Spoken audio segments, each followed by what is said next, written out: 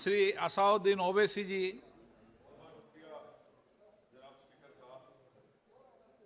Sir, मैं इस bill की मुखालिफत में खड़ा हूं और इसलिए खड़ा हूं क्योंकि मेरा एक पार्टी का कंसिस्टेंट पोजीशन है कि जब इस हुकूमत ने दफ़ा 370 को अपनी ब्रूट मेजॉरिटी के ताकत की बुनियाद पर अनकॉन्स्टिट्यूशनल तरीके से उसको ख़त्म किया, मैंने उस वक्त कहा था कि ये कॉन्स्टिट्यूशनल ब्रीच है और मेरा ये कंटिन्यूस मौक़िफ़ है।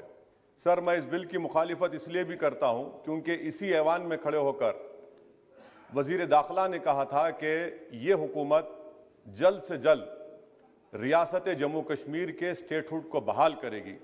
आज आप उस अपने वादे से मुनहरिफ हो रहे हैं क्योंकि जब आप जम्मू कश्मीर केडर को एमगुट में मिला रहे हैं तो इससे आपकी नीयत का साफ इज़हार होता है कि आपने जो उस ऐवान को उस वक्त वादा किया था कि जम्मू कश्मीर की दोबारा रियासत को बहाल किया जाएगा, वो सच्चाई पर मुबनी नहीं था, वो सिर्फ महज अल्फाज थे या जुमले थे।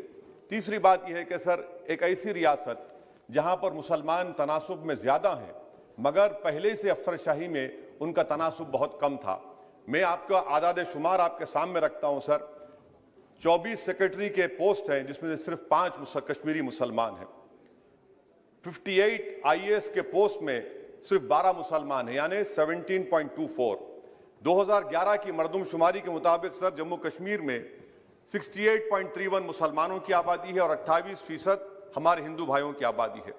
मगर अगर आप देखेंगे टायर 2 में सर दूसरे दर्जे के 523 इंतजामी अफसरान, जिसे कश्मीरी एडमिनिस्ट्रेटिव ऑफिसर सर्विस कहते हैं, 220 यानी 523 में से 220 यानी 42.6 कश्मीरी मुसलमान हैं। IPS में आ जाइए सर, 66 पोस्ट हैं जिसमें से सिर्फ 7 मुसलमान हैं।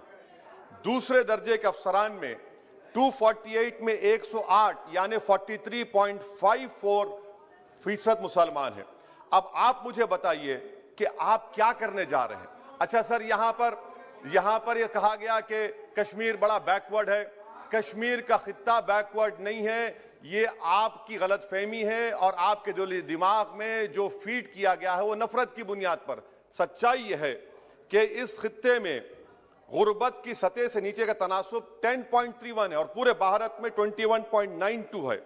मैं सरकार से जानना चाहता हूं कि आखिर आप कश्मीर की रियासत के स्टेटहुड को बहाल करेंगे, नहीं करेंगे। चौथा बात यह कि आपकी गलत फैसले की बुनियाद पर दूसरे ऐवान में एक भी कश्मीरी रुकने पार्लियामान नहीं है। यह हमारे मुल्क की, भारत की तारीख में तीसरी मरतबा ऐसा हुआ है। मेरा चौथा सवाल हुकूमत से यह है कि हम ये कहते हैं, ये आपका मानना सही है कि हमारे मुल्क में बाहर के दीगर ममालिक को मदाखलत करने की कोई जरूरत नहीं है, मगर आप उनको लेकर गए ना। आप तो यूरोपियन पार्लियामेंट के लोगों को लेकर गए। अब तीसरी मरतबा आप यूरोप के सफीरों को 16 फरवरी को खबर है कि आप लेकर जा रहे हैं। आखिर ये FDI नहीं है, क्यों यूरोप के लोग कश्मीर जाएंगे? आप एक ऑल पार्टी मीटिंग लेकर जाइए ना डेलीगेशन को। आप यूरोप के डेलीगेशन को कश्मीर लेकर जा रहे हैं, क्या आप चाह रहे हैं मदाखलत करना? इसको इंटरनेशनलाइज आप कर रहे हैं। मैं वजीर दाखिला से पूछना चाहता हूं सर कि आखिर कितने बच्चे कश्मीर के आगरा की जेल में, बरेली की जेल में, अंबेडकर नगर की जेल में हैं? मैं आपको एग्जाम्पल दे रहा हूं, खत्म कर रहा हूं स्पीकर साहब, कि बिलाल अहमद एक कुपवारा का बच्चा है, अमर सिंह कॉलेज श्रीनगर का है, 1600 किलोमीटर दूर श्रीनगर से जेल में है। उसके वालिद ने 25,000 रुपये की अपनी गाय को बेचकर गया, हाईकोर्ट में गया, हाईकोर्ट ने फैसला दिया कि उस बच्चे को श्रीनगर ट्रांसफर करो, एग्जाम लिखाओ। आप उसको नहीं मानते। एक और फैयाज है बरेली के जेल में, इसको आपने बरेली के जेल में डाल दिया। उसके वालिद ने 35,000 रुपया का कर्जा लेकर गया।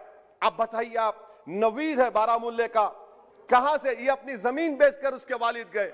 आखिर कितने बच्चे PSA के तहत जेल में हैं? आप उनको कब छोड़ेंगे? और मैं ये बड़ी आखिर में आपसे कह रहा हूं स्पीकर साहब कि यहां पर जितनी नाम निहाद सेकुलर पार्टियों ने हुकूमत के इस इक़दाम की तायीद की, तैयार हो जाइए। ये हुकूमत जो करती है ना, ये दोबारा दोहराएगी और हम तारीख में देखेंगे कि खुदा ना खास्ता चेन्नई को, अहमदाबाद को, बेंगलुरु को, हैदराबाद को यूनियन टेरिटरी बनाएंगे ये लोग। ये कश्मीर में तो एक एग्जाम्पल बना दिए, यहां तक तजुर्बा किया गया। आज ये सब बैठकर थाली मार रहे हैं। जब लखनऊ UT बनेगा, جب بنگلورو یوٹی بنے گا، جب ممبئی یوٹی بنے گا، اس وقت ہائے ہائے کریں گے۔ یہ کنسسٹنٹ پالیسی آپ کی ہے۔ اسی لیے سر میں ہوم منسٹر سے جو سوالات کیا ہوں، میں آپ سے پوچھنا چاہتا ہوں، اور یہ 2G سے 4G کر کے آپ نے احسان نہیں کیا، امریکہ کے دباؤ میں آپ نے کیا۔ بریڈ شرمن سے بھارت کے سفیر نے ملا، امریکہ نے سٹیٹمنٹ دیا، اور آپ نے 2 دن میں 4G کو بحال کر دیا۔ آپ اس مسئلے کو انٹرنیشنلائز کر رہے ہیں، یہ غلط ہے، اور اس سے کشمیری عوام کا ڈس ایمپاورمنٹ ہوگا، ایلینیشن بڑھے گا۔ شکریہ سر۔